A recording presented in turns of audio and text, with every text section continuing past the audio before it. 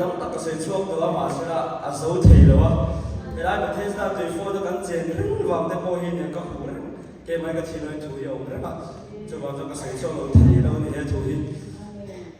hallelujah amen hallelujah dan Yesus Jerusalem lu don khan kan siama sabeng tung sa sama noi bung berawun layan ten em kha khalan pa kana tuni ama tu nan khan chutiang chunam ke ni midde ber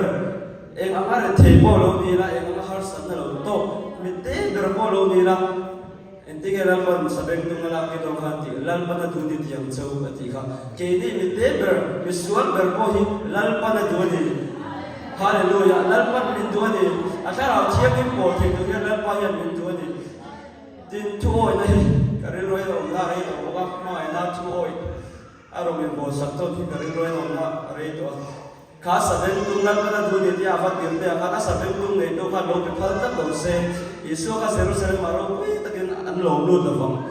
kha sabeng tung kha lo pe phal ta tat lo se chon ro pi ta ka lo lu kha lo do lo ni tu tiang che chon lal pan adu che a e thin lung khai pe lo chon nang ma kha hallelujah na Yesu ya ro pi thi do lo e thin lung inun kha lo pe ve ro ti chon nang ma lal pa lo choi mo ya kha rao po ni lo ma thu oi na ne ma na ni dam rong lo ko sak thi to so to na ni hallelujah lal pa ro pi ro se